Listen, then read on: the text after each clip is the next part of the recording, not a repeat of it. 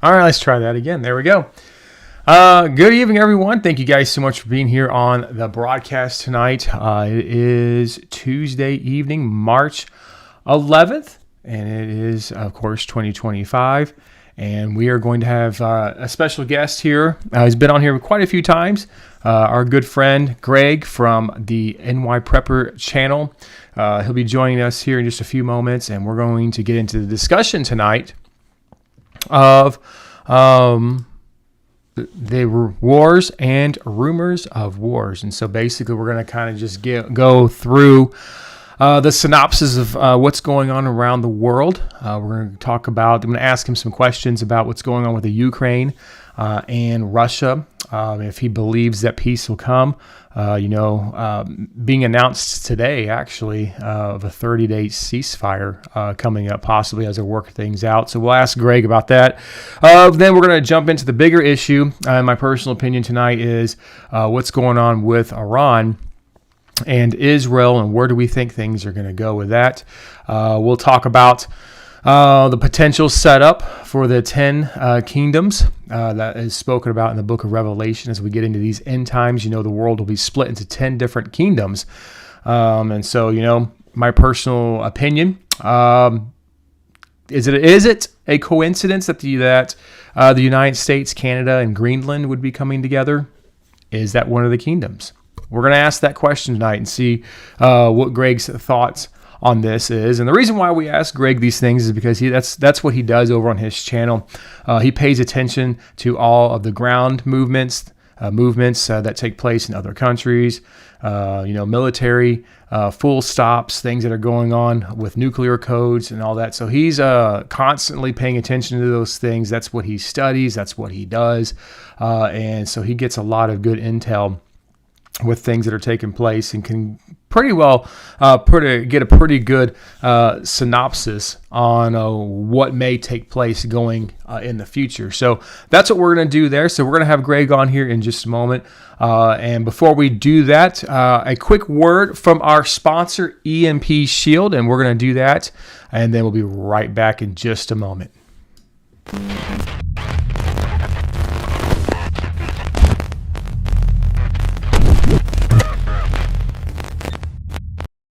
With over 37 models that can be used around the world, our family of EMP protection devices installs easily in minutes. Being employed this year by federal organizations and electrical companies, the EMP Shield has been tested at Keystone Compliance, a federally approved DoD testing facility. Also serving as one of the world's fastest whole home surge protection devices, working in less than 1 nanosecond, the EMP Shield will protect against electromagnetic pulses, coronal mass ejections, lightning, and all forms of power surges. Proven to withstand more than 40 EMP strikes with zero degradation, the EMP Shield is also one of the world's strongest surge protectors, capable of withstanding over 100,000 amps. All right, guys, that is our supporter sponsor there, EMP Shield. If you haven't done so, maybe you should check out EMPShield.com. Go over there, check out the devices they have. You can protect your home, your boat, your camper, RV, generator, anything that you have that you do not want to get damaged by electromagnetic pulses or lightning, anything like that. You can do that, and you can connect that device to it. It will protect it. Apparently, it's a very easy process. It doesn't take much, and so you can purchase one of those. Whenever you do, use promo code DAILY. That will save you $50 off your device, and then whenever you do that, of course, EMP Shield will then support our channel in response to that. So it's a win-win for everyone, and so you save some money, protect your home, and help support Daily Excellence in the process. So a couple of different things. We're going to just go over a few announcements while we wait for Greg to pop on, and we get more people here into the chat room. Special hello to our moderators, Kathleen Vegalio and Christienah, both all joining us tonight. I don't know if anybody else has popped on. I didn't see anyone yet. But anyway, those are our moderators. So we thank you guys so much for being here tonight. Make sure throughout the broadcast that you just show our moderators some love, because they don't have to be here, but they choose to voluntarily come on their own to be here and to support us here on Daily Excellence. And we're very grateful for the work that they do here on our channel. And Christienah actually has her own channel over there that you guys can go check out and see what the videos that she has going on, because she talks a lot about these scenarios that we speak of here on Daily Excellence as well, and puts out some pretty good videos. So make sure you guys go over there, support her channel, give her some likes and shares as well. A few different things. Tomorrow night is Pastor Talk night here on the channel, and it's at 6 o'clock. Eastern Standard Time, so I'll be on. We'll have a special guest on tomorrow night. Zach will be with us, and so he's been on here with us for Pastor Talk before, so he's going to be joining me tomorrow night for a time of devotional, fun, and of course, we will take your prayer requests online and pray for those with you guys tomorrow night, so you don't want to miss that. Also, if you haven't done so yet, I encourage you guys to please follow us over on Facebook. We have a goal of trying to reach at least 500 followers over there. We're getting close to being halfway, but we would love for you guys to follow us over on Facebook. And also, if you haven't done so, check us out on Instagram. We're over there now too, and we're hoping to get the same kind of following over on Instagram. And we put daily scriptures out for you guys that you can share with your friends and family. We've been putting out reels that you don't see here on YouTube, and you don't see it over on Rumble. All those are just on Facebook and on Instagram, and we make those shareable, so you can share that with anybody that you want to, that you think needs to hear those things or read those verses. That's what that's there for. We will, starting in April, start using Facebook to do some live broadcast on. We just had to wait 60 days because that's the rules that Facebook has. But we do plan to start rolling that out next month on doing some lives over on Facebook. And eventually, if I can ever figure out how to do Instagram, how to appropriately do it anyway, we will eventually move that over into Instagram land as well. But we will be putting out some new reels coming up next week. My wife's been out of town for the last couple of days. She usually handles that for me. She's a little bit better at putting those together than I am. I just record my face, and then she does all the editing and all the fun stuff with it. So that's pretty much what happens there. Of course, tonight we will have a broadcast over on our backup channel at DE Studios, where we will have Mike from COT on, one of his archived broadcasts from 2015 that will air tonight at 10 o'clock Eastern Standard Time on DE Studios. So make sure you guys check that out. And of course, we will be live this weekend with new broadcasts from COT starting Friday, Saturday, and Sunday at 10 o'clock. So you do not want to miss that as well. So, we're just kind of hanging out. We're waiting on NyPrepper to pop on. You guys know how, those of you that are familiar with him, you guys know how he likes to do this. So we're just going to kind of wait on him for a moment. And as soon as he gets here, we will put him on and get going. So let's see. All right. Judy Booth, good to have you on today. We're going to do a roll call while we're waiting. We got Nobody Listens that's joined us. We got Stephanie Lewis that's joined us, and she says, "Sometimes I miss the live, but I have watched every episode. Thank you so much for this channel." Well, thank you for being a part of our channel. God bless you. Let's see. Of course, we got our moderators here tonight. We've got Anna that's joined us. Clary, passing out those nanners tonight. Good to have you with us. Diana Oman joining us. We got Sergeant Johnson. We got Diva's mom.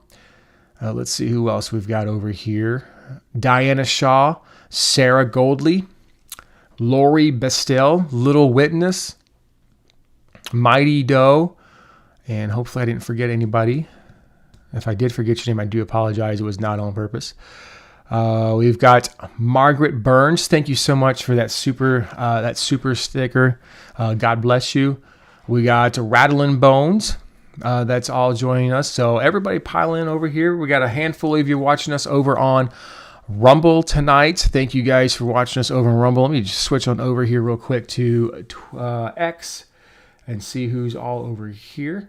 And yeah, good to have you guys with us on X tonight as well. So right now, what we're doing, for those of you who are just coming on, we are waiting for NyPrepper. We're going to have him on tonight.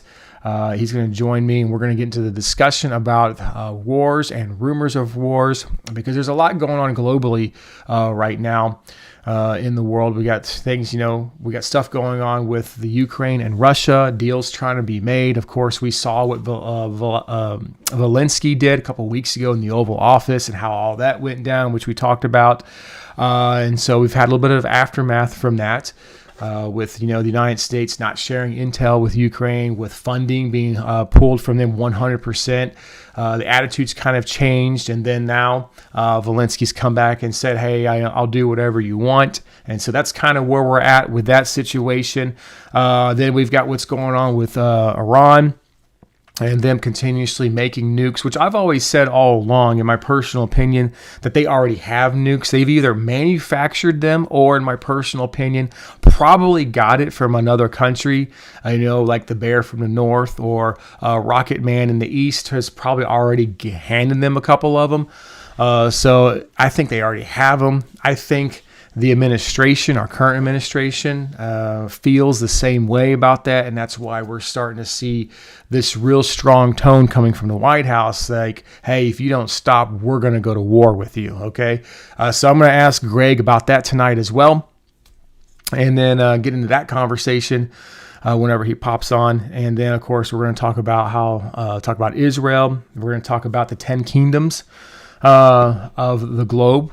Which I believe somebody here just in the chat room said a little while they actually saw the picture of what I was referring to earlier, because I talked about, isn't it like a coincidence, or is it a coincidence, I should say, that our country wants to assume Canada and wants to assume Greenland. Of course, we've already changed the name of the Gulf of Mexico to Gulf of America. Is it possible? Now, I'm not saying that it is. Just asking the question tonight, is it possible that this is the making of one of the 10 kingdoms, right?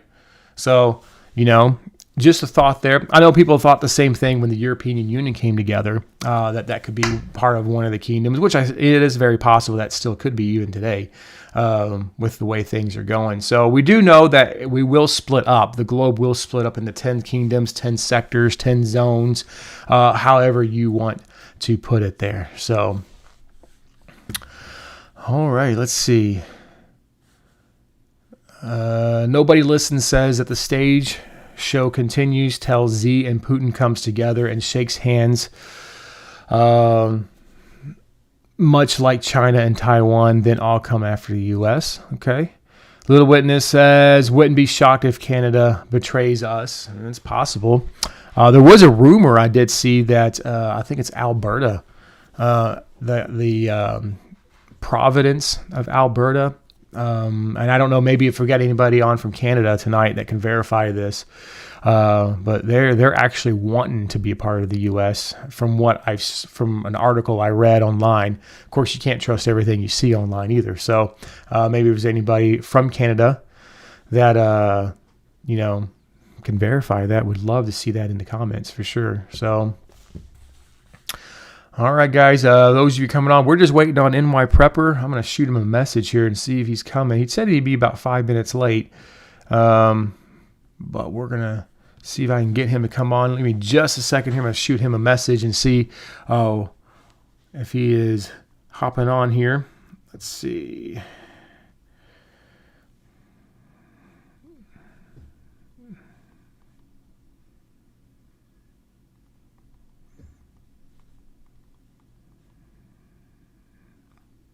Let's see what he says there. All right. Well, while we're waiting, if you guys haven't done so yet,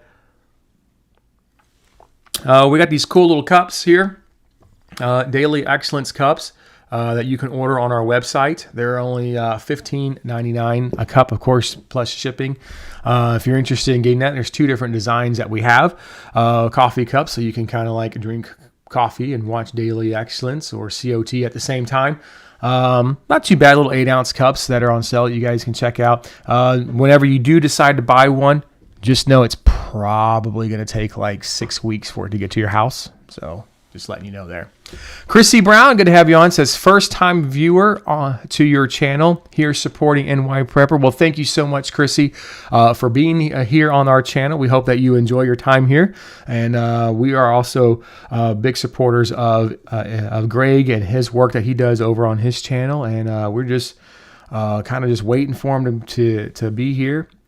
And he says he is connecting right now, so he should be on in just a moment. All right. Michelle Law, good to have you with us tonight. Thank you so much. We got Vanessa.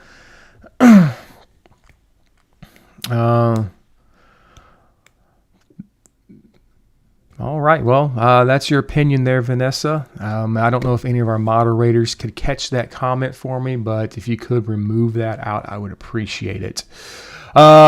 Kiki, good to have you on from the NyPrepper channel. Frederick Mossberg, good to have you on. Thank you so much. And let me pop that on there. And add to the right. There you are. How's it going? It's going. I hear you. Can you hear me? Yep, sounds great. All right. I think you're... Hold on. This might be my fault. Wait a second.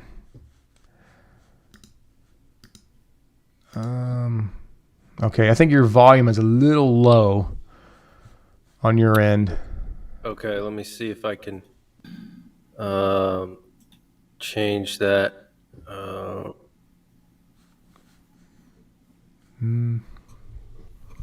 See, is it a little better now, or? Can you guys hear him on your end? You can, you guys over on in the chat room there. Let's see. I can hear you on my end. It just sounds a little low. Oh, hold on. Let me see if that goes any better there for you. All right. Can you guys hear us in the chat room there? Or make sure there's no echoes or anything. All right. Homesteading DIY says 5x5. Amy says I can. Daniel Edwards says so. I guess we're good. Everybody's unanimous. All right. Perfect. Works for me. Sounds good. All right. Well, thank you for coming on tonight. And we really appreciate, and we appreciate everyone that you brought over from your channel. We got Amy and Michelle, Kiki, Diva's mom, Jason, Danielle, a bunch of people, Homestead, a lot of people from over on your channel supporting you tonight. So good. Welcome, everyone. Thank you guys for being here. And all right, let's get into it because we got a lot to discuss tonight. Yeah, it's been a while. It has been a while, and there's a lot that's happened. So I'm going to kind of start off with the Ukraine and Russia. It was actually announced today, so we actually had good timing on this. But it was announced today that the United States wants to initiate a 30-day ceasefire between Russia and the Ukraine.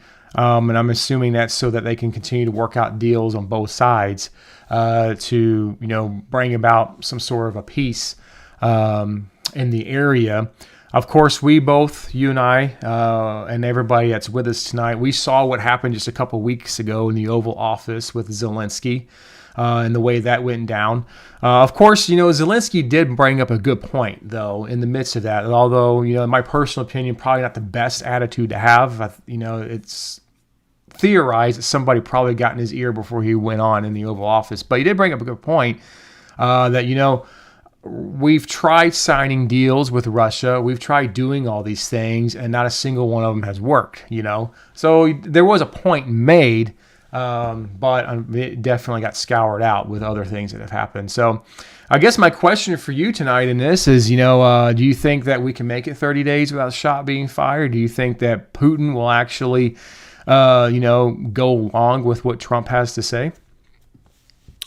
Yeah, that's the $1 million question. I mean, I guess we're going to find out pretty soon because Steve Witkoff is supposed to go to Moscow this week, I believe Thursday or sometime later in the week, he's flying to Moscow after the meetings in Saudi Arabia conclude.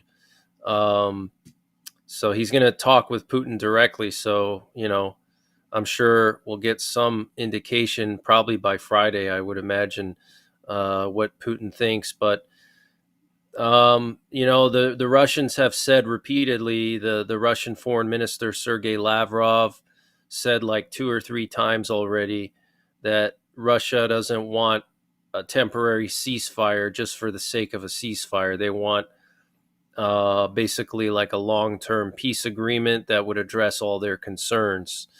So they already, according to Lavrov, of course, he's not the president, so anything can happen. Putin can always change his mind. But according to what Lavrov said, he repeated himself like 2 or 3 times already in official, press conferences, that the position of Russia is that we don't want just a ceasefire just for the sake of a ceasefire, because that gives Ukraine time to, recuperate and rearm and rebuild. And Russia doesn't want that because, if you're Russia right now, what would a ceasefire do for you? It's not going to really do anything because Russia's kind of winning a little bit. They're keeping the pressure on the Ukrainian military. And if there's a ceasefire, the pressure goes away. So it gives, the Ukrainian forces time to relax. When they're not getting bombarded and hit with drones and hit by missiles, they can get new air defense missiles to resupply their air defenses. They can, get more artillery shells. They can rotate fresh forces to the front. So that would more benefit Ukraine than Russia. So if you're Russia, there's really no benefit to that, especially also because Russia has actually not fully taken those eastern provinces of Ukraine, the Donetsk and Luhansk regions, which is where a lot of the Russian speakers live in Ukraine. That's where, pretty much most of the Russian speakers are in Donetsk, Luhansk. And so, they still have to take those provinces. They're making progress in Pokrovsk. Pokrovsk is like one area where the Russians have made a huge breakthrough, and they're really pushing their forces far away from the front lines there. They made a big breakthrough there. So, if you're Russia, there's just no benefit to a 30-day ceasefire, in my opinion. And I would be surprised if Putin goes for that. But maybe, maybe he trusts Trump, or they have some kind of working relationship, or maybe Trump's an agent of Russia. That's the latest theory that's going on, that he traveled to Russia in the 80s or something, and he had like a code name Krasnov or something like that. So, we'll see. But I personally, I don't think that Russia's going to go for it, but maybe they'll go for it just because they don't want to disrespect Trump, and they see how Trump's been trying hard, but we'll find out soon. Yeah, I think, I do, in my personal opinion, think that Putin does have some respect when it comes to Trump, because they both do kind of have the same, I guess, grit, so to speak, when it comes to how they rule. If they're going to do something, they're going to do it. But on the other hand, I do believe that in order for Putin to really take it seriously, Trump's really going to have to sweeten the deal, so to speak, to make it more beneficial, not just for Ukraine, where, the United States is going to come in, we're going to buy their minerals so we can, make these quantum computer chips that we're going to build here in our AI infrastructure. And apparently we need those minerals over there to pull this off. So Russia is going to be like, okay, so what are you going to do for us? How is this going to benefit Russia? We know that there's the possibility that the sanctions may be lifted off of Russia. But is that really a good deal for them? Because the Russians have already figured out from day one how to get around those sanctions. So it really, right. If anything, those sanctions kind of made Russia a little more richer, so to speak, than what we had on there. So I don't know, what Trump can do, but he's a business guy. He knows money. He's had a relationship with Putin, before even running for office. So it'll be interesting to see what happens. The other thing that about that too is, you have Iran, who's also a ally of Russia, so to speak. And you kind of have to wonder, if, and we're kind of switching gears a little bit, but you kind of have to wonder, like, if the United States goes into Iran and, we take out, we start nuking, or not nuking, but we start bombing their nuclear sites and things like that, how will Putin react to that? Like, what's going to hold Putin back from honoring any type of deals, or not just going and taking the rest of Ukraine himself? There's that particular aspect of it as well. So what's your thought on that? Yeah, I mean, that's a very good point. It seems like Trump is trying to make like a giant peace deal with Russia, Iran, and China, like all together. That's what it seems like to me, because apparently during the last meeting in Saudi Arabia, or maybe in their phone conversation that Trump had with Putin, Trump asked Putin to help him negotiate a new nuclear deal with Iran. So Putin is going to help Trump negotiate. He's going to be a mediator for the nuclear deal in Iran. So it seems to me, and Trump said like a week ago that the minerals deal that was initially offered is scrapped, and now they're working on a bigger and better deal.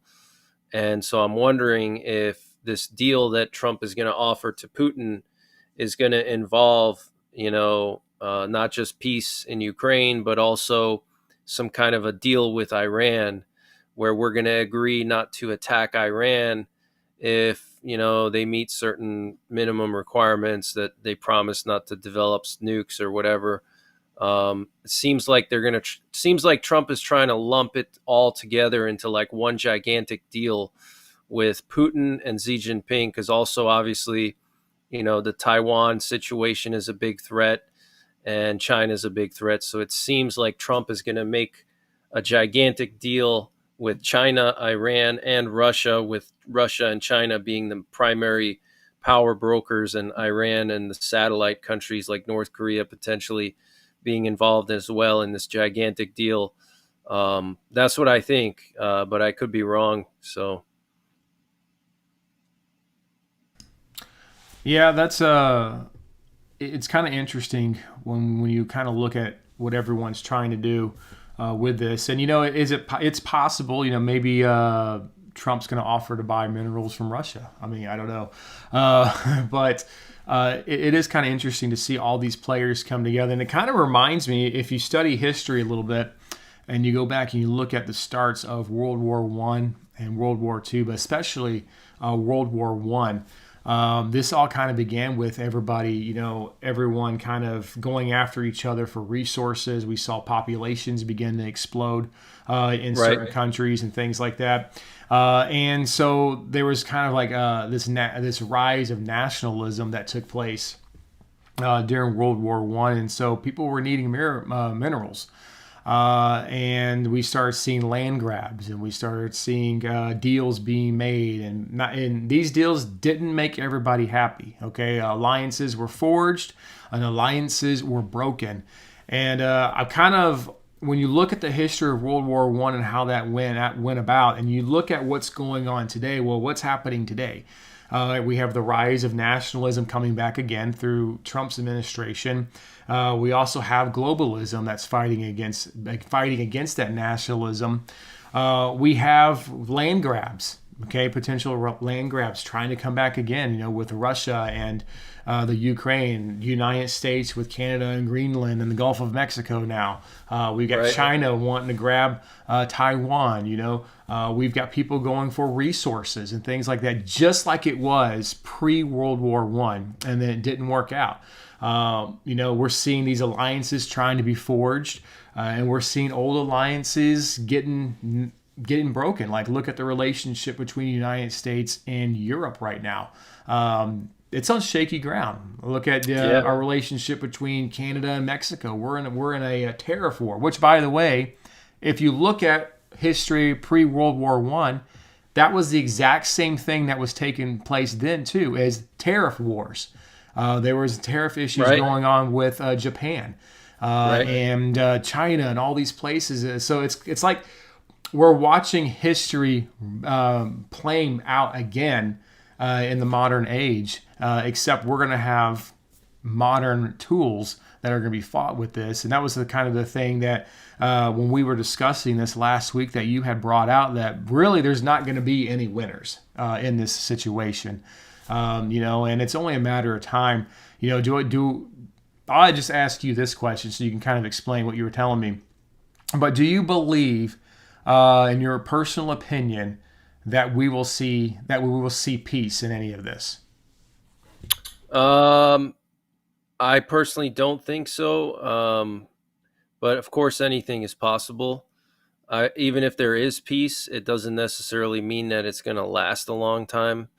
I do believe that Russia has. So Ukraine was just the first step for Russia. Russia, what they're known to do, especially the way Putin operates, is he always likes to do these little tests. So like the first test was 2008 in Georgia. That was the first time that Russia under Putin actually invaded another country.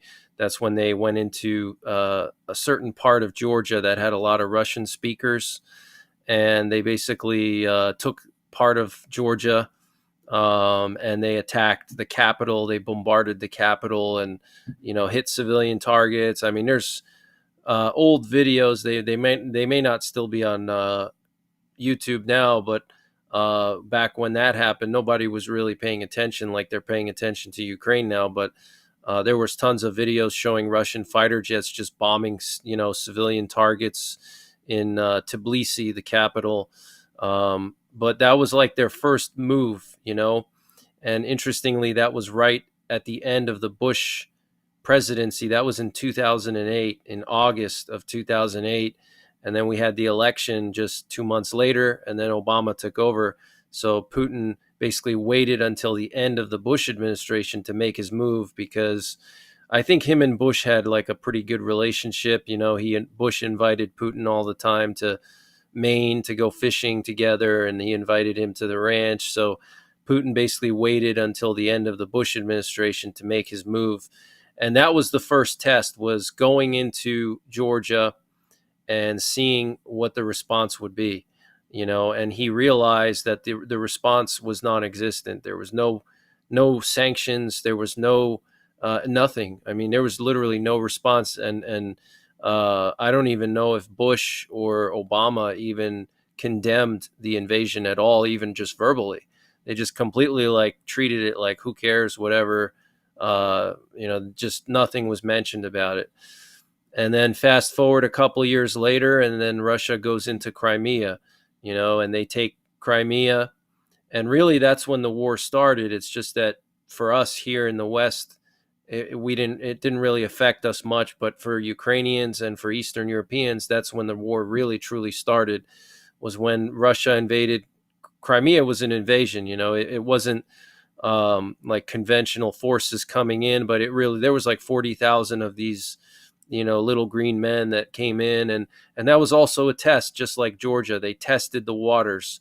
They saw that they could go into Crimea and there was no retaliation. There were some sanctions put on Russia, but they were just token sanctions, just for Obama to say, yeah, we did something, and then they started giving Ukraine some weaponry, and they started sending U.S. special forces to Ukraine to train the Ukrainian military, but there wasn't any big response. And so, that's how Russia operates. They do these little incursions to see what, to test the waters. And then they realized after Crimea, after Georgia, that they could gamble and they could actually go into Ukraine with full force. And they calculated that the Western reaction would be very minimal. And so, and now that they've already went into Ukraine and they realize that, the West is afraid and that they can wave the nuclear saber, and every time they do, the West just backs down. So the next step, and this is what I've heard from German intelligence, this just came out this week, the head of the German intelligence service did an interview with Bild, which is a German newspaper, and he said that he he believes, based on his intelligence, head of Germany's intelligence service, that Russia is going to somehow try to test Article 5, possibly within the next year. And so they're going to do another test.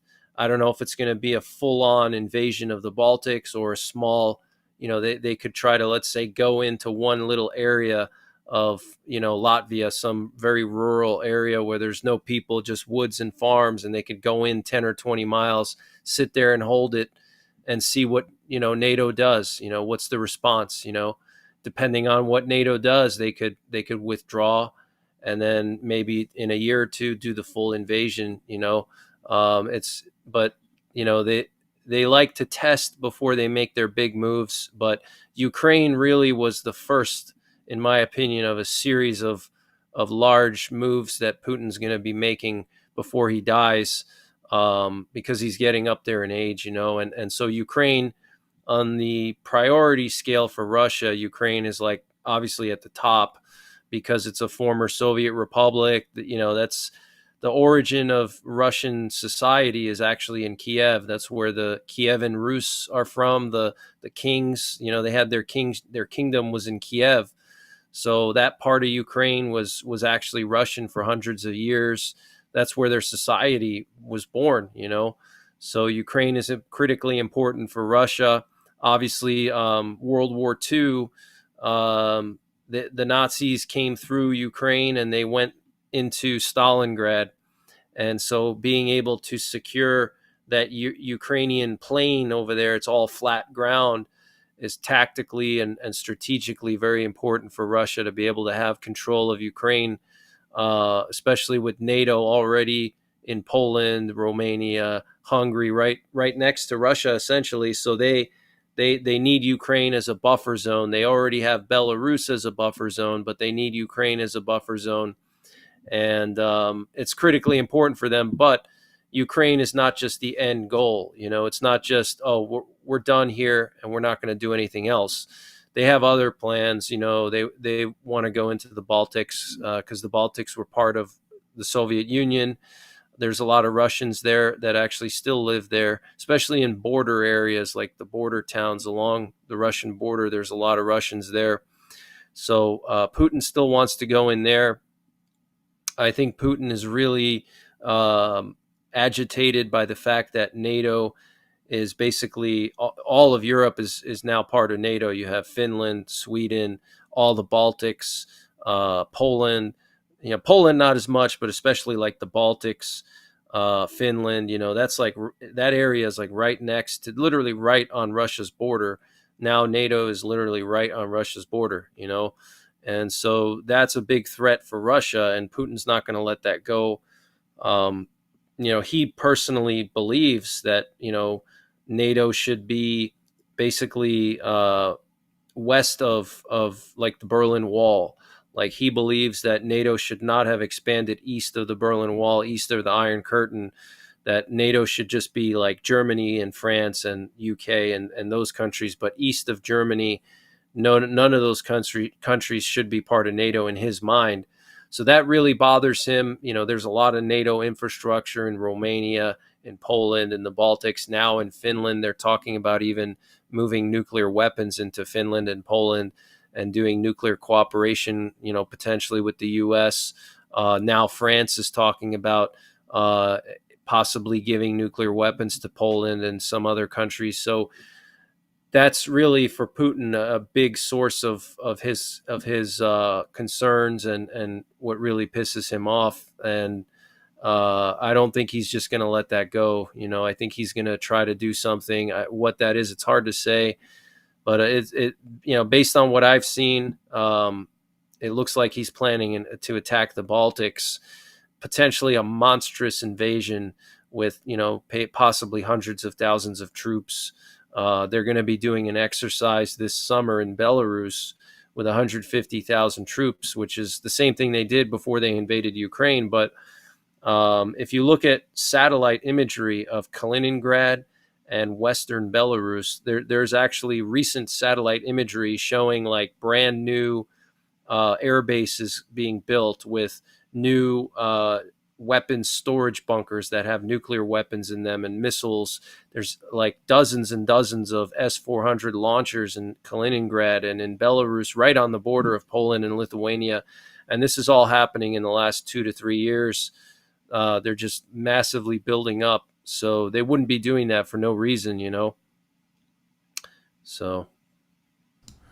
Yeah, you made some interesting comments. Of course, the first one is I'm going to allude to at the beginning, is that you're right. You know, we've seen Russia come down and do like little small land grabs, and there was no consequences. And if there was anything, it was just like a slap on the wrist or something like that. And so right. That it's emboldened them to do what they're doing now. And as you were talking, the thought a thought came to mind is kind of like, well, let's just say that there's a ceasefire between Russia and the Ukraine, and let's say that there's a deal to stop the Russian-Ukrainian war for right now. There's a good deal. Who's to say that Putin's not going to turn around and go after the Baltic states, or turn around and go after Poland, or go to another direction? Okay, because the deal is for just Ukraine, but it wasn't for Poland, or it wasn't for the Baltics, or it wasn't for Romania, or any of these other places. So they may go in and go at a different angle or a different perspective. There's also the thought of this too. Europe is talking about putting boots on the ground. France was one of them, and I think England was looking at doing this too, or the United Kingdom. They're talking about actually putting boots on the ground in Ukraine to help, and they say to keep peace, right, in the area. But that would go against what Putin wants, because the last thing he wants is NATO encroaching his borders. That's why, he doesn't want Ukraine becoming a NATO country to begin with. And so if you're putting NATO troops, because essentially that's what it's going to be, on the ground in Ukraine, that's going to be a big problem. That would invoke potentially the Article 25 article that you were referring to just a moment ago. And so, that's not necessarily a good thing. And I personally don't see Putin signing on to having NATO troops right on his border. That's kind of the last thing he wants. It's part of the reason why he's, trying to expand his territories and get it back to what it used to be when it was the USSR back in the day. And so there's that particular part of it as well that we have to look at and think about. And so, it's going to be interesting to see what happens as we go forward in this, and how all this will shake out, and what the end result of this is going to be as well. When I entitled tonight's thought, wars and rumors of wars, because it's exactly what we're having. We're watching the end times unfold right now, and I've seen that in the comments a couple times, people saying it's the end times, which it is. We are in the Matthew 24, Luke 21 generation right now. And of course, the word tells us in Matthew 24 that there will be wars and rumors of wars, but not to be dismayed, not to be worried during this time. But then you hop over into Revelation, and we start seeing the formation of the 10 kingdoms that are taking place. And so, and I mentioned this at the beginning of the broadcast before he came on, we see the United States trying to, woo Canada to be part of the U.S. I think, and I don't know if anybody from Canada, I know we have a pretty good swath of people from Canada that watch us. So if anybody that lives in Alberta, the province of Alberta, I don't know if this is true, but I've heard that the Alberta province wants to join the United States. I don't know if there's actual truth to that, but if anybody's in there, if you know that to be true, please put that in the comments there or in the live. I would like to see that. But anyway, they want to make Canada 51st state. Of course, we've already changed the Gulf of Mexico to Gulf of America. We want to take Greenland and have that. And so, could that potentially be like the first, kingdom, the North America kingdom? Are they using Russia, by proxy, those that are in the background who are orchestrating all this? Because, in my personal opinion, and I think you and I are kind of on the same level on this, Is it possible that the powers that be, whether it's, that special group of people, are the ones pulling all this together and saying, okay, well, we're going to use Russia as our puppet master and let them have Ukraine, let them have Crimea. Is that why that nothing ever happened to him? Is that why he got nothing more than a slap on the wrist? Is it because they're using Russia to make the next kingdom, kingdom number 2 or zone number 2, right? Right. Are they going to allow China to take Taiwan and to take the Philippines and take the entire Pacific area for kingdom number 3? I mean, you got to look at all these things because we know that the globe will be split up into 10 different kingdoms, 10 different zones, to 10 different districts. However, they're going to do it. But we know that that's coming. And it's almost like you can kind of start seeing this thing being orchestrated right in front of our faces. And I don't know if the people who are working behind or that are working in current government now understand that they're being led into this, or if they're part of that group, right? So, what's your thought on that? Yeah, no, I think it could be that this is all just staged, by the New World Order. That's kind of one thing that I've been kind of going back and forth on. Is this a staged event? Is this all just to create more war? Is this all just one big show basically, and not authentic like we really believe? Like, just look at what happened with the pandemic. What if it's another situation like that where they want you to think that it's organic and it's real, and but in reality they're making this war to kill off more people and stuff like that. So it could potentially be that. And it's hard to say. I guess we're going to find out soon, how this all plays out. We'll have an indication of whether this is all just one big staged event, and they're trying to purposely create a war in order to kill off people, collapse our economy, and then institute a one world currency. We know that Trump has already made that executive order about cryptocurrency, that it's going to be like a reserve currency or something like that. And then, of course, he has Elon Musk on his side. Elon Musk is, the AI guy. He's got all the AI experience, and, he knows a lot about tech stuff. So I don't know. We'll have to wait and see. But that's one thing that kind of you got to consider also, that this could all just be, all the elites just sitting down, getting together in a room, literally like the Bilderbergs, or, and they just sit down and say, we need a war. Let's start one in Ukraine, and that would be perfect, it sounds crazy, but they actually do these things. They get together, they have the Bilderberg meetings, and they decide, all the big stuff. But so, yeah, that's another possibility. Yeah, it's pretty interesting.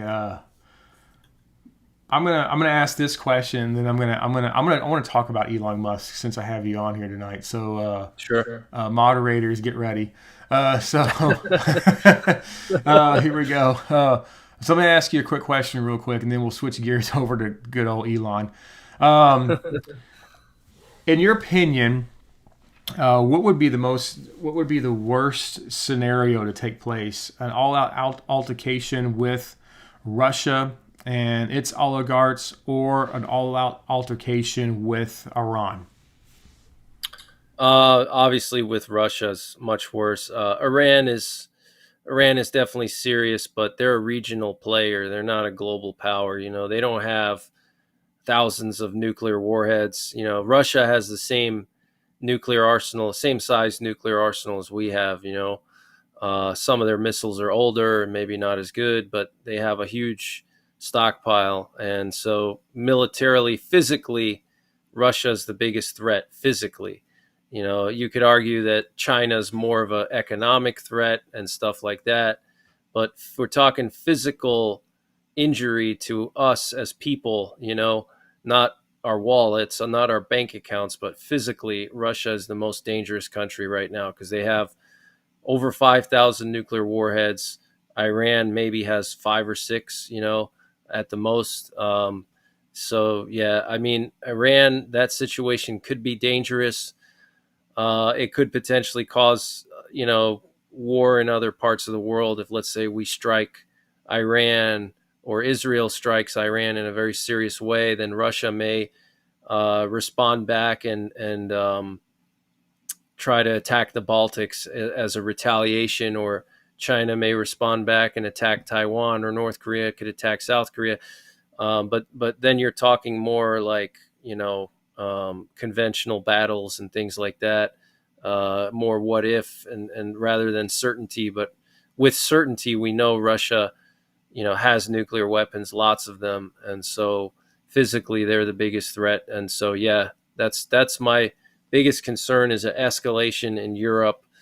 Because I personally believe that nuclear war, if it does happen, it's going to originate in Europe. That's where it's going to start. I don't believe it's going to start in the Middle East or Asia or anywhere else. It's going to be, Europe is going to be where it all starts, because that's where you have the major players with massive nuclear arsenals, right next to each other.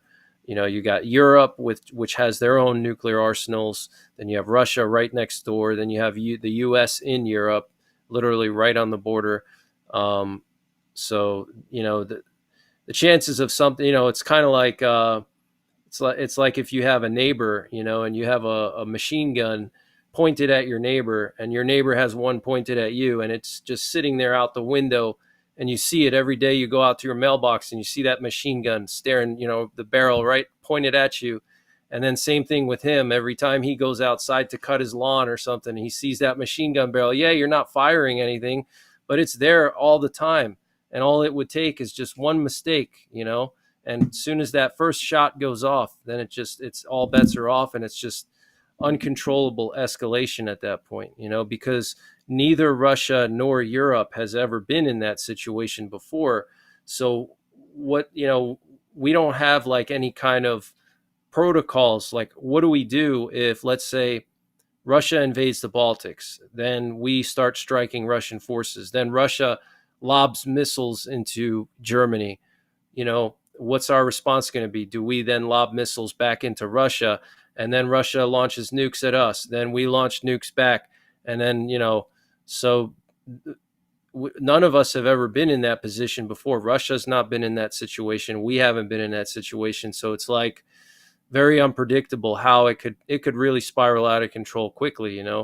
What I would like to see with with all these peace talks, I think Trump should really, more than anything, if he really is concerned about peace, what he should do is he should really sit down and talk with Putin about how to manage escalation, because that's more important than, just some war in Ukraine. Because if we don't have a way to manage escalation, that's the big issue here. It's being able to control the escalation, prevent things from going out of control. So, Trump has this relationship with Putin. They can sit down and they can discuss, okay, what do we do if there's a misunderstanding and you lob a missile at us, or we lob one at you? How do we deal with that so it doesn't turn into a global nuclear war? What are the protocols? Do we call each other? Do we tell our men to stand down? Do we give it a cool off period? Give it 48 hours before we decide to do anything? It should all be worked out. I'm sure Trump could potentially do that, because it seems like Putin trusts him. That's what I would like to see, more so than even a Ukraine peace deal, because I think that would really help, but I doubt that would happen. But yeah, if you want to talk about Elon Musk, there's a lot of theories I have about him. Yeah, that makes sense, because there's a couple of things. One, you got to remember, supposedly, Iran doesn't have any nukes. They're just close to getting them. Right. They've been close for years. It's always 60 days, 90 days away, a year away. Right. But I'm kind of like you. I think they already have them. And I think somebody, my personal opinion, I think somebody's already given it to them. But yeah, there's that part of that. And then, and you're right. There should be some kind of an agreement, because right now, if you look at how the United States is structured in the event of a nuclear attack coming our direction, if we know one is coming and we need to retaliate, we have to go through Congress to get that done. Like, Right. I mean, well, forget that. Just you might as well just kind of sit back and watch it fall, because we're not going to get it done in time. Where Russia just changed their documents, and he doesn't have to go. He can just do it right then and there, and that's it. Like, that's it. If there's even a thought that there's going to be some kind of like an aggression against Russia, he can launch right then and there, and the United Nations can't do anything about it, because it's part of their I guess what you can call their constitution over there, whatever, and it was accepted by the UN. Right. It was accepted by them. Like, they're like, okay, cool, yeah, you do what you want, but we got to go through Nancy Pelosi over here in the United States if we want to do something, right? So I don't know. That's just kind of strange. But anyway, yeah, let's go ahead and segue over to Elon Musk. I'll start off with this. I do like what Elon is doing with the whole Department of Government Efficiency. I think it's a good thing. I think that there's definitely some things that need to come out and we don't need to be paying for. We shouldn't be paying money out to senior citizens that are 300 years old. Sure. I mean, those things I'm okay with. But and I don't want to go into like a bunch of theory, like conspiracy theories about the guy or anything like that. But in my spirit, I feel like that there's like an ulterior motive. I feel like there's something else there. This guy just jumping around and being like, oh, It just seems too fake, yeah. It just seems like something's not right, and I'm not talking about like, I'm not talking about like a mental state, okay? I'm talking like spiritually there's something off there, and I'm not sold on Elon. I'm just not. Just like today, Trump's driving around in his Tesla because they're trying to boost up sales for Tesla. Which to me boggles my mind, because I thought we were like drilling for oil, like drill baby drill, but yet we're doing the same thing that Biden did, and we're pushing these electric cars, which, I work in the automotive industry. We're currently dealing with the fallout of these EVs that we've been pushing for the last several years, and it's done nobody any good. It's nearly destroyed the auto industry. So I'm sitting here like, I can see the people in GM and Ford, Chrysler, and all these places scratching their heads right now, seeing Trump riding around in Tesla today with Elon Musk. So I just, it's interesting. So go ahead. Let's hear a couple of your theories. Yeah, well, I'll start off with the I don't know if you've seen the picture of him when he was doing the cosplay for some Halloween party. Very creepy. He wears this costume, and it's got like a literally a Baphomet and an upside down cross on his chest. I don't know if you've seen that one or not, but if you look up Elon Musk, like Halloween costume, it'll come up, and it's just really bizarre to me. Like, if you study the elites and the globalists and the Satanists, that's what they do. They have these coded hand signals, or they'll do these like weird things, like to show that they're worshipers of Satan. Like, for example, Lady Gaga, like 15 years ago, she put out that video where she was like dressed as a nun, and she was wearing like upside down crosses, and she was eating a rosary, in her video. Things like that. They every now and then they do that to kind of show their handlers that Satan, that he's got power over them. But Yeah, that's just one weird thing. I don't know any conservative or any Christian that would ever wear a Halloween costume that has a Baphomet head and an upside down cross. There's no way he's a conservative. There's no way he's a Christian. There's a lot of people that want him to be all those things, but truly he's not. I agree with you 100% that there's some kind of ulterior motive to him volunteering for the Trump administration. Just like you said, like during the victory speech, he was out there, celebrating. And I personally think that he wants to have maybe more power. I don't know with someone like him, it could be something so childish as he wants to get in good with the government so he could send his ships to Mars or something. It could be something so childish like as that. All his dreams and his fantasies are very childlike. Like he wants to send people to the moon. He wants to terraform it. He's got all these like crazy ideas that it's like things that I thought about when I was like 15, when I was watching Star Wars, like, wow, that would be so cool to go to Mars. He's just like a big man child basically. And maybe it could be something as simple as, I'm going to befriend Trump. I'm going to serve his administration in Doge. And in return, he's going to set me up with some deal with NASA where we're going to try to go to Mars, or they're going to sponsor me to go to Mars. Maybe they'll send, he'll sign some big government contract that they're going to, try to be the first. America's going to be the first country to go to Mars.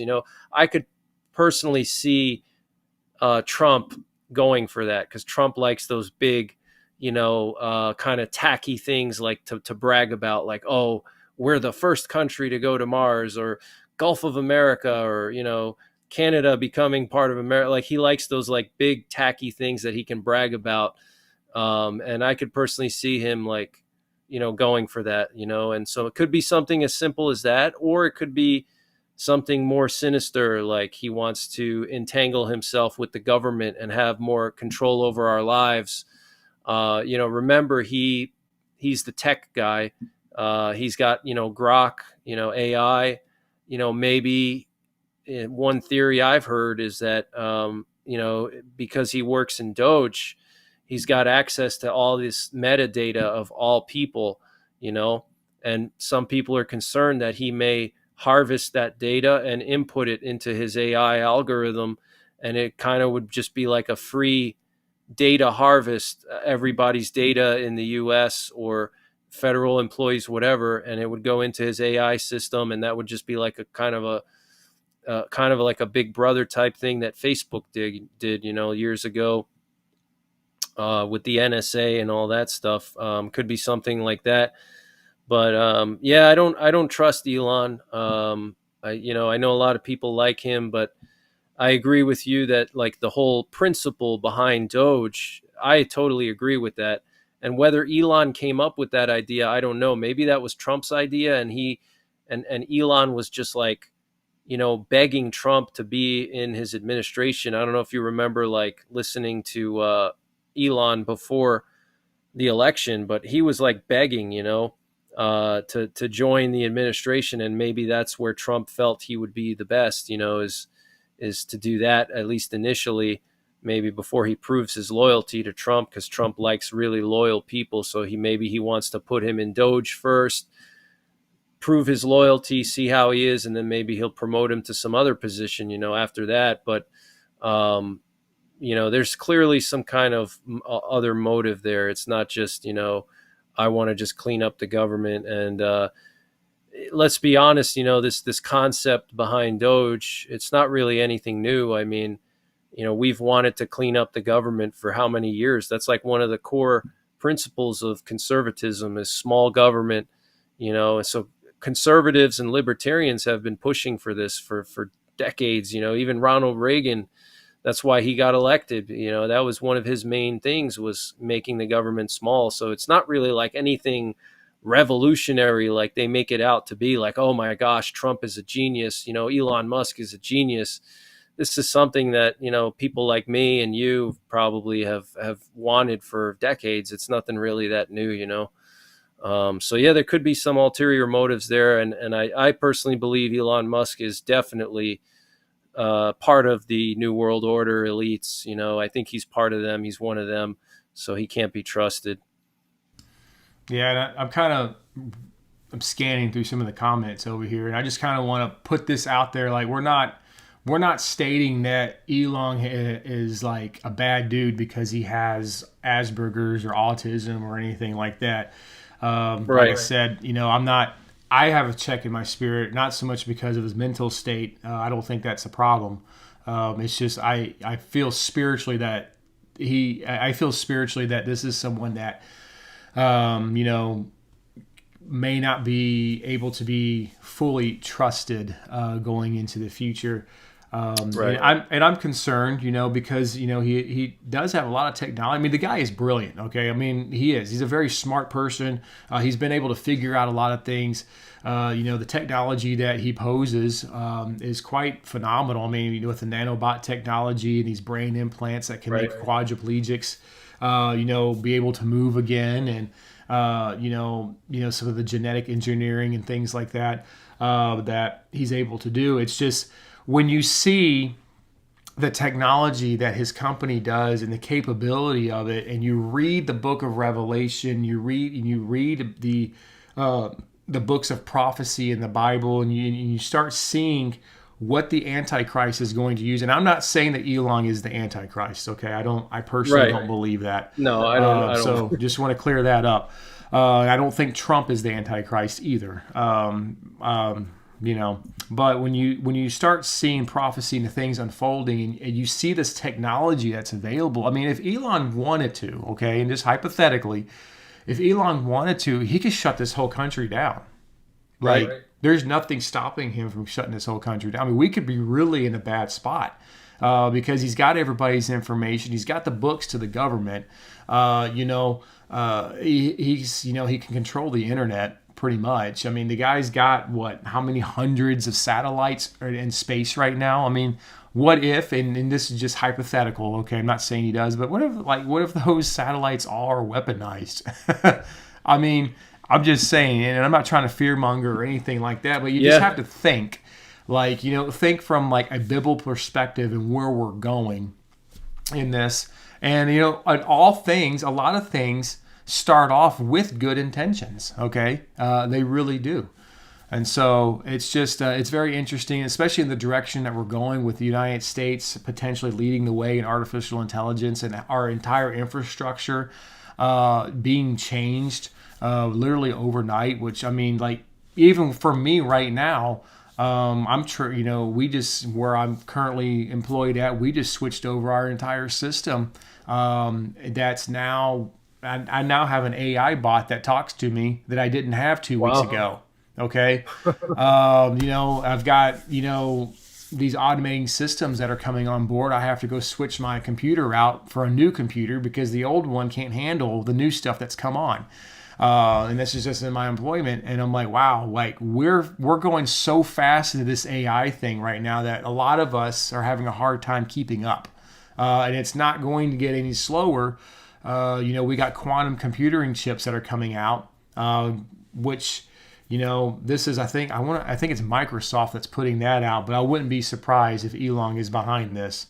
I was looking at trying to upgrade our equipment next year, and I'm going to hold off because if we're going to go straight into quantum computing, computer chips, we're all going to have to switch everything we got. Like everything that you own is going to have to be switched out because the two are not compatible. But that's how fast this thing is going, and we're moving at breakneck speed into prophecy, into these end times. And this infrastructure has to be in place for the Antichrist to come and do what he or this entity is going to do, because that's the power, that's the true power of it all. This is what's going to happen. So, and whether you like it or not, and I've been reading the comments, and I do appreciate you guys keeping it cordial over there, because there's been some difference of opinion, and that's fine. Your opinions are welcomed.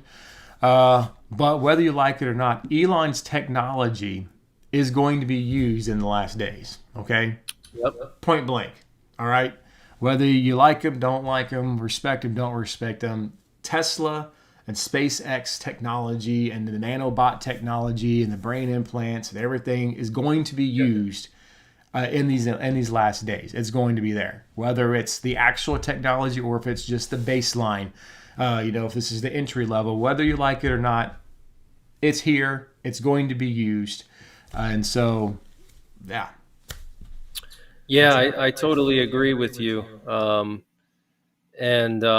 Like the Neuralink technology, the brain implants, that's like clearly, straight out of the book of Revelation, the mark of the beast, the chip that you get, that you can't, everybody gets a chip on their hand and their forehead and you can't buy or sell without it.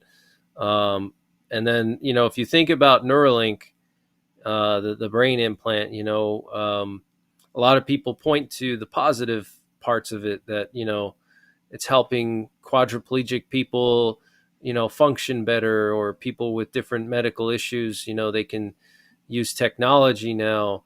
But people don't realize that that's not the end goal for Elon.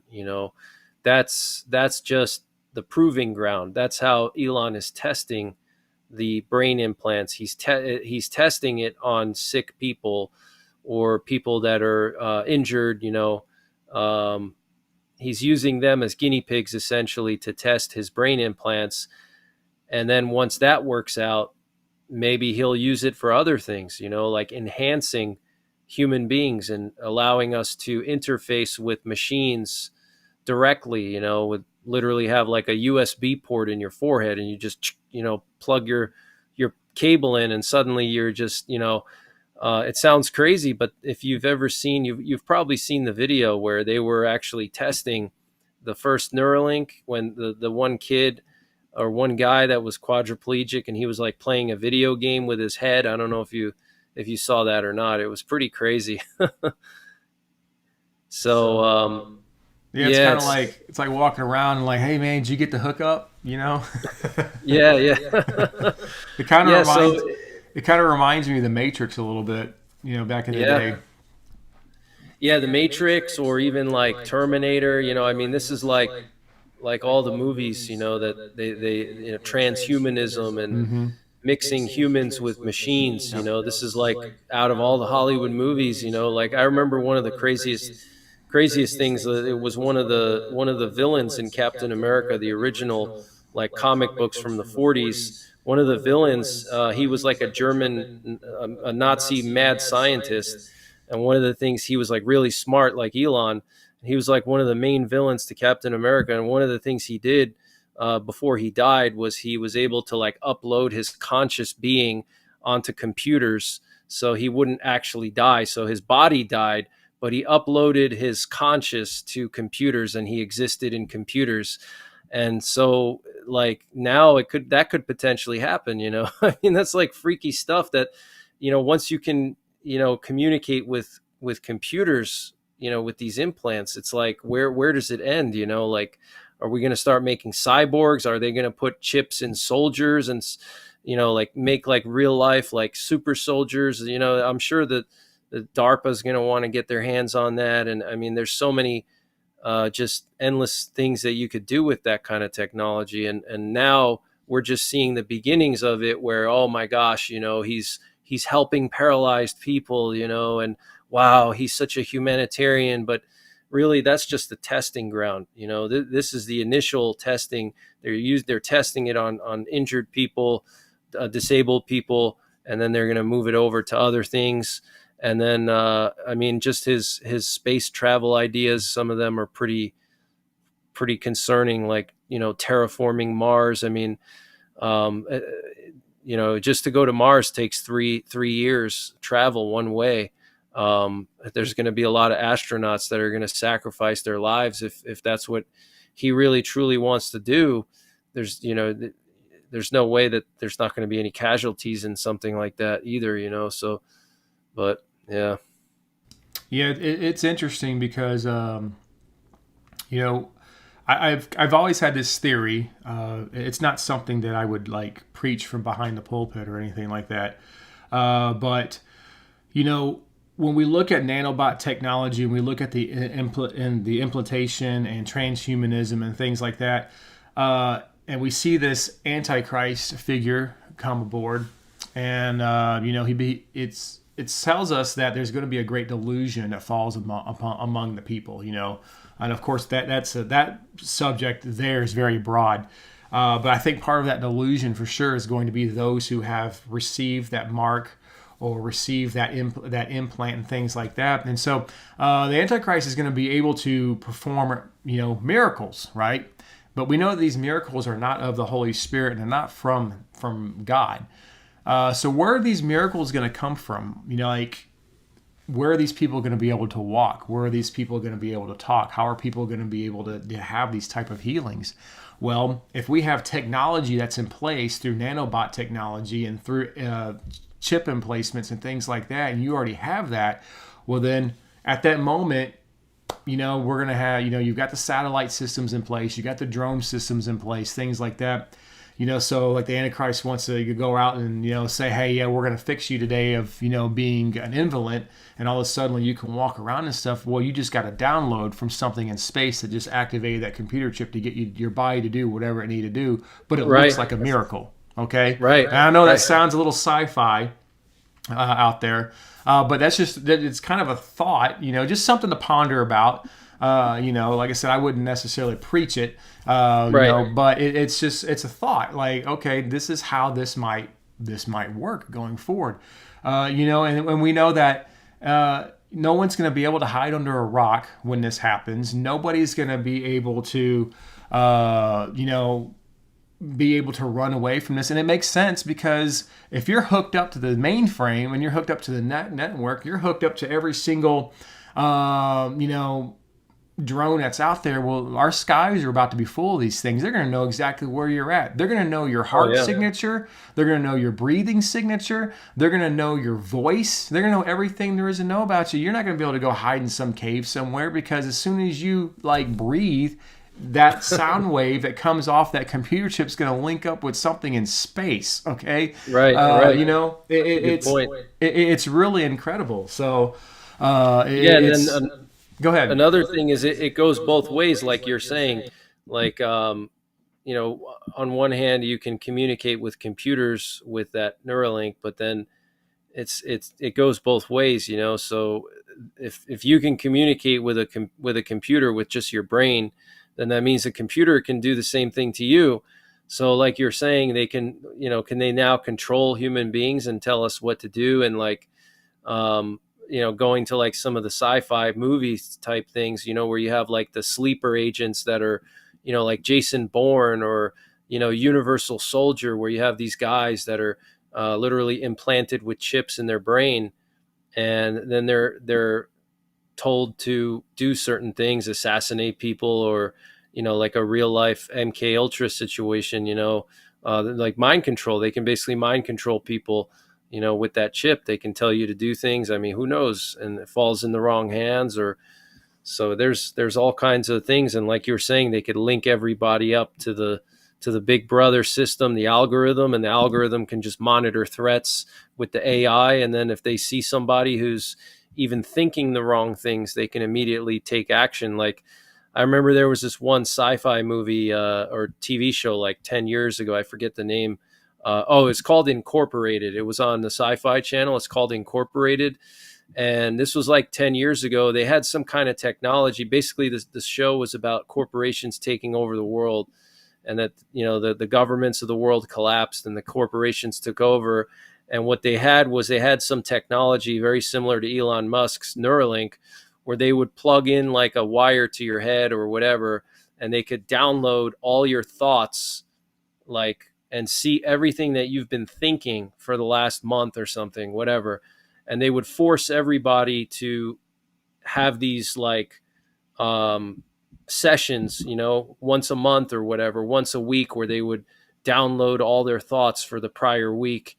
And they would scan through everything and see if there's anything that they didn't like or any signs of, rebellion or, whatever it is. They could now that, with Neuralink technology, they could basically read your thoughts, so it's crazy. And, when we look at the mark of the beast, the scripture tells us that once you receive the mark of the beast, you're irredeemable. That means you can't get saved. You're not going to heaven. Okay, and it says that. And so you have to think, well, why is it that the person is no longer redeemable once they receive the chip? Which we know, if you receive the mark of the beast, one, you're gonna have to verbally denounce Jesus Christ for starters. Once you receive that, but once you get that chip, you're no longer yourself. You no longer have the ability to think and reason for yourself. You have no longer the ability to like step back and say, whoa, this was wrong, because now you're under that disillusion. You're controlled from that moment on. That's why the scripture says, hey, once you get this thing, you're irredeemable. You can't come back to the Father because you just went underneath this thing that's going to take full control of you. You will have no control, essentially of your faculties once you receive that. You're done, and so you've reached the point of no return once you have that. And so, we can kind of see why, from a scientific perspective, from a technology perspective, why, God tells us that if you get that thing, you're done. Like, it's it, it's over. So, somebody had a question here, and we'll finish it up with this question tonight. Somebody wanted to know what your thought was on Macron in France. Oh, what about Macron? I guess they just want to know what do you think about him? Like, it was kind of a vague question there, but I guess what your thoughts are about Macron. Like, good guy, bad guy, I'm assuming end times guy, Antichrist. I don't know. I don't think he's the Antichrist. I'm not like a big fan of his or anything. I don't think he's the Antichrist, though. I think that he's definitely part of the elites. And keep in mind, all these global leaders are part of the elites. It's not just Macron or people that we personally may not agree with politically. Trump is part of them. Putin is part of them.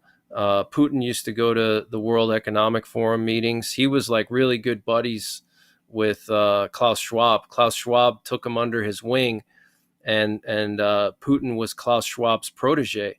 Putin went to the school of young global leaders, the same school that Macron went to and Trudeau went to. So Klaus Schwab was grooming Putin.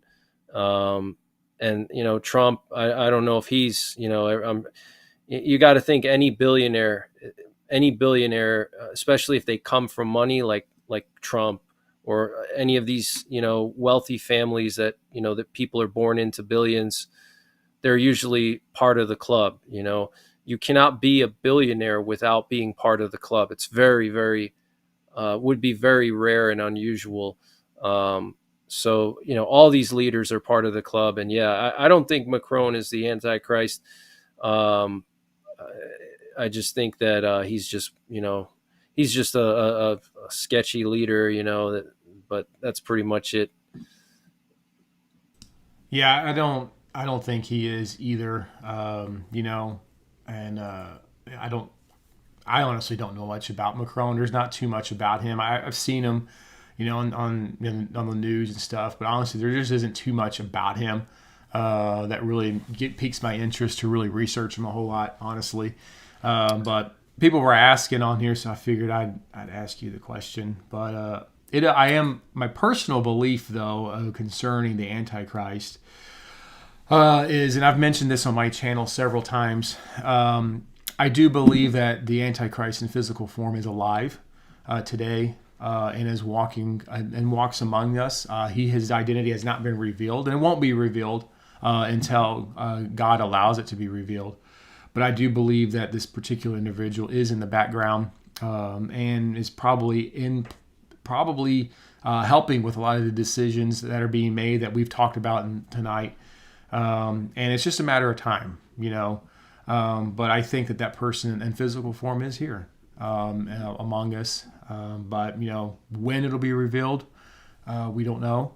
Maybe if Israel, this whole Israel and Gaza thing, as they're getting ready to build this, new international city in Gaza, making it the new Mecca of the Middle East, if they decide to put the third temple up as part of a peace offering for Israel. In the planning phases of that third temple, we might see that identity being revealed. These are just theories and hypotheses as of right now. So, yeah, we didn't even talk about it. Yeah, we'll have to wait and see. Yeah. So, but anyway, it's getting late here, and we're on East Coast time over here for us. So, Greg, just want to thank you so much for coming on tonight. Those of you that are here on the Daily Excellence part of the channel, make sure you subscribe over to Greg's channel, NyPrepper. We have links in our description box below under recommended channels. You can find his link there to his YouTube channel and his Patreon channel as well. Thank you. We also have in the featured section of the YouTube page as well, a little circle icon there that you can click on real quick and do that. And I think our moderators have been putting your link up throughout the night, so you can go over there, subscribe over there. Those of you that are joining us tonight from the NyPrepper family, thank you so much for being here. We hope that you enjoyed tonight's interview with us. Thank you guys so much for all the super chats and things like that we've had this evening. And we'll be back on with you guys tomorrow at 6 o'clock Eastern Standard Time with Pastor Talk. For a time of devotional. We take prayer requests online, things like that. And then we'll have Mike from Council of Time will be on this weekend. Friday, Saturday, and Sunday with fresh broadcasts that will be on. So you'll be able to catch him here at 10 o'clock Eastern Standard Time for sure. Also, in about 30 minutes over on our backup channel, DE Studios, we're going to have an archived broadcast from Mike from COT. That'll be on over there, so you guys may want to check that out. Is your channel NyPrepper? I know you're on X because we follow each other over there. Are you on Facebook or Instagram or anything like that? Any socials? No, not on Facebook. Okay. I do have like a Instagram account, but it's pretty small. I don't really post a whole lot to it, but I could share it out with you at some point. I don't even remember the. Okay. All right. Well, if you guys are on X, you can follow myself and Greg over there.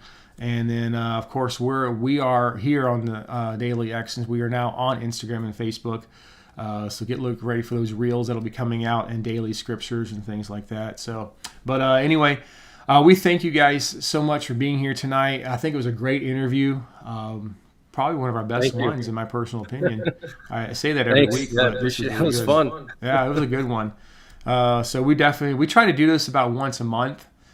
Oh, hold on. Let me try this again. All right. Yeah. Anyway, we try to do this about once a month, where we get together and just kind of collab, talk about what's going on around the world, and just kind of get to various subjects. So. I think the next go around we may, depending on what happens, of course, we may try to do another question and answer, and we may extend that one out, not make it as short as we did last time. So I think the subscribers really liked it. So much to talk about. Yeah. So, all right, guys, that's all we have for you tonight. Thank you so much for being here. Have a great evening. God bless you. Please check out all of our links in the descriptions box below and support our channels. With myself and NyPrepper. With that being said, remember, you may be the only Jesus someone sees this week, so please keep a smile on your face. Good night, everyone.